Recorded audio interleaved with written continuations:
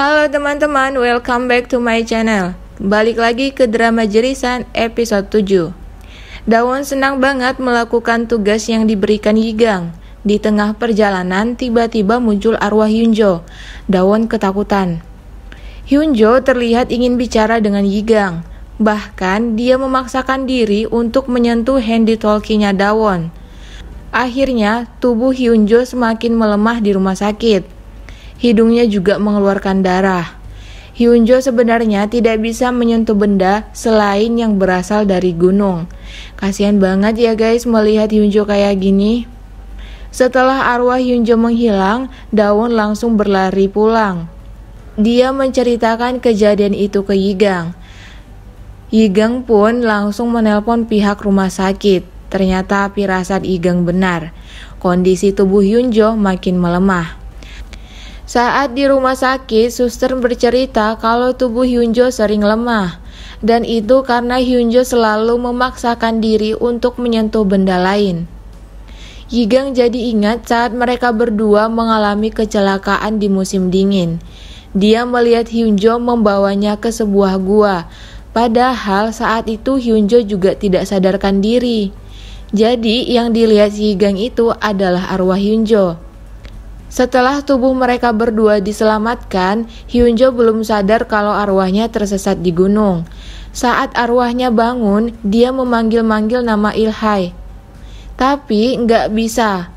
Dan arwahnya tidak bisa keluar dari gunung. Mimin kebayang kalau jadi dia pasti sakit dan kesepian banget. Terperangkap di gunung sendirian guys. Namun dia membuat tanda sinyal untuk Yigang. Ini adalah salah satu caranya untuk memberi informasi orang-orang yang sekarat di gunung. Dawon yang awalnya takut jadi prihatin dengan arwah Hyunjo. Lalu dia pergi lagi melanjutkan tugasnya dari Yigang.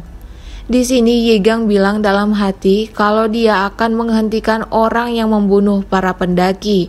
Yigang dan Hyunjo kayak kontak batin gitu guys. Yigang juga ingin banget kembali ke suasana saat Jagawana masih formasi lengkap. Dulu mereka pernah mengikuti festival kumpulan Jagawana. Mereka kompak dan aksi-aksinya kocak banget. Bahkan mereka berpenampilan seperti wanita dan berjoget demi memenangkan festival ini. Dandanan Goyung lucu banget di sini. Terus Hyunjo menceritakan kebakaran hutan yang dia lihat ke Yigang. Di saat yang sama, ada tangan seseorang yang mengambil yogurt di supermarket ini guys. Sepertinya ini bos Siwook. Dan dia masih berkeliaran di sekeliling mereka.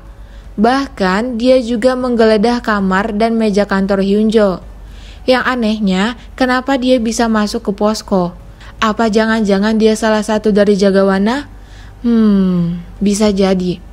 1 minggu kemudian mereka sibuk patroli karena kemungkinan akan terjadi kebakaran hutan. Hyunjo peduli banget sama Yigang, tapi Yigang super cuek padahal Hyunjo udah mulai ada rasa. Saat itu Hyunjo dan Yigang tidak satu tugas karena kondisi kaki Hyunjo sedang sakit. Hyunjo bertugas mengecek bagian peralatan kebakaran dengan Yangsun. Terus tiba-tiba terjadi kebakaran hutan. Semua tim langsung bergerak mencari pusat kebakaran. Para pendaki juga disuruh turun.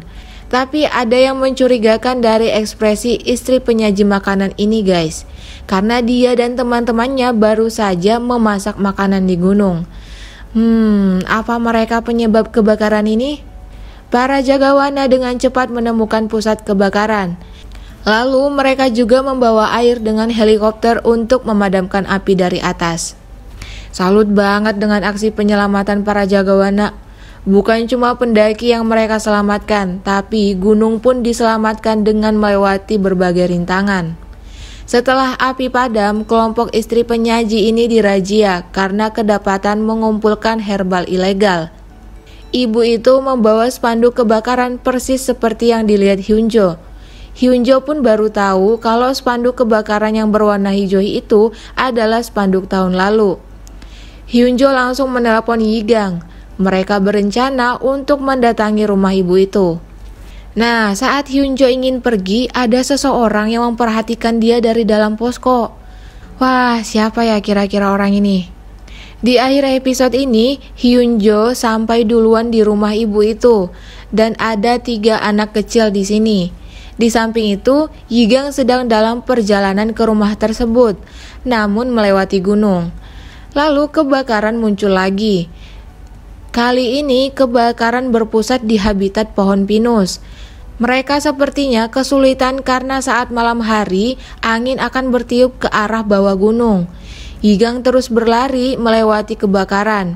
Lalu dia terjatuh dan melihat mayat yang sudah jadi tengkorak. Siapakah mayat ini dan bagaimana aksi mereka memadamkan api di habitat pohon pinus? Kita akan saksikan di episode 8. Thank you for watching and see you on next video guys. Bye bye.